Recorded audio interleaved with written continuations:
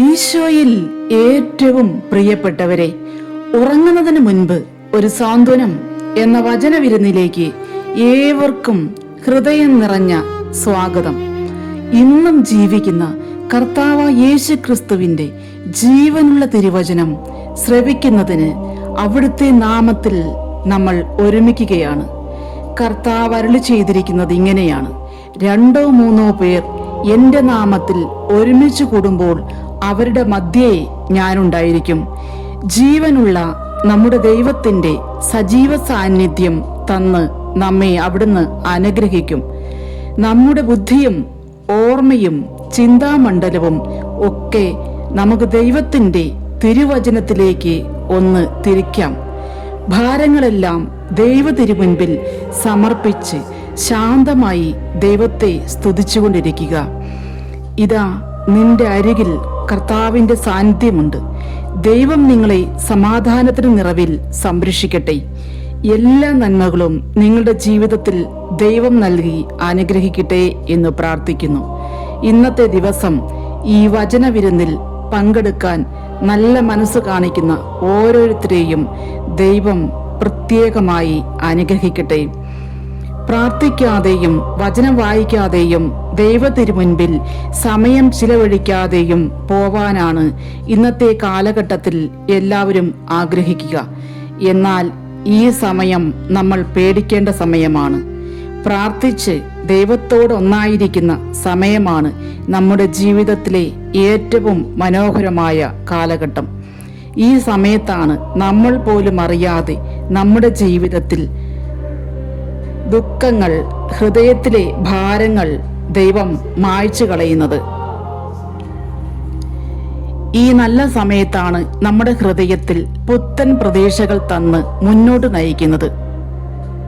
നിങ്ങളുടെ ജീവിതത്തിലേക്ക് ദൈവാനുഗ്രഹം കടന്നു വരുന്ന പുതിയൊരു പാതയായി ഈ വചന ശുശ്രൂഷയെ കാണുക. ശുശ്രൂഷ വലുതായാലും ചെറുതായാലും അത് നടത്തുന്നത് ആരായാലും കർത്താവിന്റെ സജീവ സാന്നിധ്യം, കർത്താവിന്റെ നാമം, കർത്താവിന്റെ തിരുവചനം പങ്കുവയ്ക്കുന്നിടത്തെല്ലാം ഉയർത്തെഴുന്നേറ്റ ജീവനുള്ള ദൈവത്തിന്റെ സജീവ സാന്നിധ്യം ഉണ്ടാകുമെന്നത് ഉറപ്പാണ്. ഇന്നത്തെ വചനവിചിന്തനം പുറപ്പാടിന്റെ പുസ്തകം 16-ാം അധ്യായം 13 തുടങ്ങി 17 വരെയുള്ള തിരുവചനങ്ങൾ. ദൈവത്തിന് നമ്മെക്കുറിച്ചുള്ള പരിപാലനയെ സൂചിപ്പിക്കുന്ന തിരുവചനമാണിത്. വൈകുന്നേരമായപ്പോൾ കാടപ്പക്ഷികൾ വന്ന് പാളയം മൂടി. രാവിലെ പാളയത്തിനു ചുറ്റും മഞ്ഞ് വീണ് കിടന്നിരുന്നു. മഞ്ഞുരുകിയപ്പോൾ മരുഭൂമിയുടെ ഉപരിതലത്തിൽ പൊടിമഞ്ഞു പോലെ വെളുത്തുരുണ്ട ലോലമായ ഒരു വസ്തു കാണപ്പെട്ടു. ഇസ്രായേൽക്കാർ ഇത് കണ്ടപ്പോൾ പരസ്പരം ചോദിച്ചു, ഇതെന്താണ്? അവർക്ക് അത് മനസ്സിലായില്ല. അപ്പോൾ മോശ അവരോട് പറഞ്ഞു, കർത്താവ് നിങ്ങൾക്ക് ഭക്ഷണമായി തന്നിരിക്കുന്ന അപ്പമാണിത്. എല്ലാവരും ഒന്ന് ശ്രദ്ധിക്കുക. കാടപ്പക്ഷികൾ വന്ന് പാളയം മൂടി. മരുഭൂമിയിൽ ഇത് സാധ്യമാണോ? മരുഭൂമിയിൽ എവിടെയാണ് കാടപ്പക്ഷി ഉള്ളത്? മരുഭൂമിയിൽ എവിടെയാണ് പൊടിമഞ്ഞു പോലെ ഉരുണ്ട ഒരു വസ്തു ചെറിയ ഐസ് കട്ടകൾക്കുള്ളിൽ കേടാവാതെ സൂക്ഷിച്ചു വച്ചിരിക്കുന്നത്? ദൈവം ഐസ് കട്ടകൾക്കകത്ത് മന്ന പൊതിഞ്ഞാണ് സൂക്ഷിക്കപ്പെട്ടിരുന്നത്. മോശ പറയുന്നു, ഇത് നിങ്ങൾക്ക് ഭക്ഷിക്കാൻ ദൈവം തന്ന അപ്പമാണ്. മഞ്ഞിനകത്ത് കേടാകാതെ പൊതിഞ്ഞു സൂക്ഷിച്ച മന്ന, ഇത് ദൈവത്തിന്റെ പരിപാലനയെ സൂചിപ്പിക്കുന്നു. നമുക്ക് തരാനിരിക്കുന്ന നന്മകളും കർത്താവ് പ്രത്യേകം സംരക്ഷിച്ചു വച്ചിട്ടുണ്ട്. ദൈവാനുഗ്രഹത്തിന്റെ ചെറിയ അപ്പം ഈ ശുശ്രൂഷയിൽ പങ്കെടുക്കുന്നവർക്ക് കർത്താവ് പൊതിഞ്ഞു സൂക്ഷിക്കുന്നുണ്ട്. ദൈവത്തിന്റെ സ്നേഹവും കരുതലും എത്തുന്ന ഒരു ചെറിയ പാതയായി ഈ വചനവിരുന്നിനെ കാണണമേ. കർത്താവ് കൽപ്പിച്ചിരിക്കുന്നത് ഇപ്രകാരമാണ്: ഓരോരുത്തരും തന്റെ കൂടാരത്തിലുള്ള ആളുകളുടെ എണ്ണമനുസരിച്ച് ആളൊന്നിന് ഒരു ഓമർ വീതം ശേഖരിക്കട്ടെ. ഇസ്രായേൽക്കാർ അപ്രകാരം ചെയ്തു. ചിലർ കൂടുതലും ചിലർ കുറവുമായി ശേഖരിച്ചു. ആർക്കും ഒന്നിനും ഒരു കുറവും ഉണ്ടായില്ല. കൂടുതൽ ശേഖരിച്ചവരും കുറച്ച് ശേഖരിച്ചവരും പക്ഷേ ആർക്കും ഒരു കുറവും ഉണ്ടാവാതെ മരുഭൂമിയിലെ മണലിൽ കർത്താവ് മഞ്ഞിൽ പൊതിഞ്ഞ് സൂക്ഷിക്കുന്ന സ്നേഹസമ്പന്നനായ ദൈവം. ദൈവത്തിൻ്റെ സ്വന്തം മക്കളായ ഇസ്രായേൽക്കാർ, സ്വന്തം ജനമായ ഇസ്രായേൽ ജനത്തിന് മാലിന്യമൊന്നും ഏൽക്കാതെ മഞ്ഞുകട്ടയിൽ കേടാകാതെ തൻ്റെ മക്കൾക്ക് ഭക്ഷണം പൊതിഞ്ഞു സൂക്ഷിക്കുന്ന ഒരു ദൈവം. ദൈവത്തിന് നമ്മോടുള്ള സ്നേഹവും കരുതലും എത്രമാത്രമാണ്, അളവറ്റതാണ്.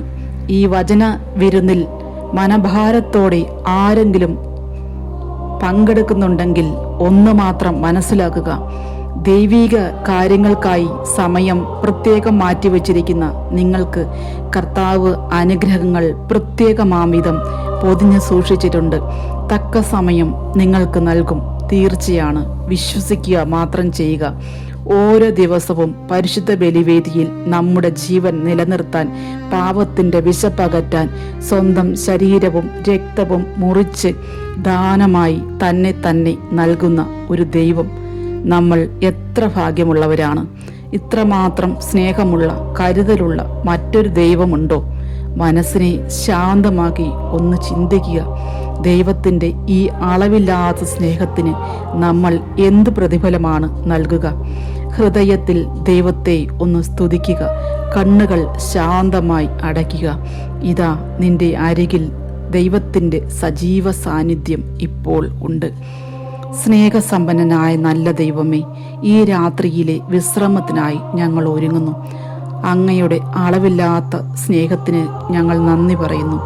ഞങ്ങളുടെ ഭാരമെല്ലാം അങ്ങയുടെ പാദത്തിൽ ഇതാ ഇറക്കി വയ്ക്കുന്നു. നാളെ പുത്തൻ പ്രഭാതത്തിൽ പ്രത്യാശയോടെ ഞങ്ങളെ കരം പിടിച്ച് നടത്തണമേ. ഈശോയെ, ഞങ്ങൾ അങ്ങേ സ്തുതിക്കുന്നു, ആരാധിക്കുന്നു, നന്ദി പറയുന്നു. നല്ല ഒരു രാത്രി എല്ലാവർക്കും. നാളെ ദിനം ഉറങ്ങുന്നതിന് മുൻപ് ഒരു സാന്ത്വനം എന്ന വചനവിരുന്നിൽ പങ്കെടുക്കുന്നതുവരെ എല്ലാവരെയും ഈശോയുടെ തിരുഹൃദയത്തിൽ പ്രത്യേകമാംവിധം കാത്തു സൂക്ഷിക്കട്ടെ. പരിശുദ്ധ അമ്മയുടെ നീഴക്കാപ്പയുടെ സംരക്ഷണം എല്ലാവർക്കും ഉണ്ടാവട്ടെ. ആമേൻ.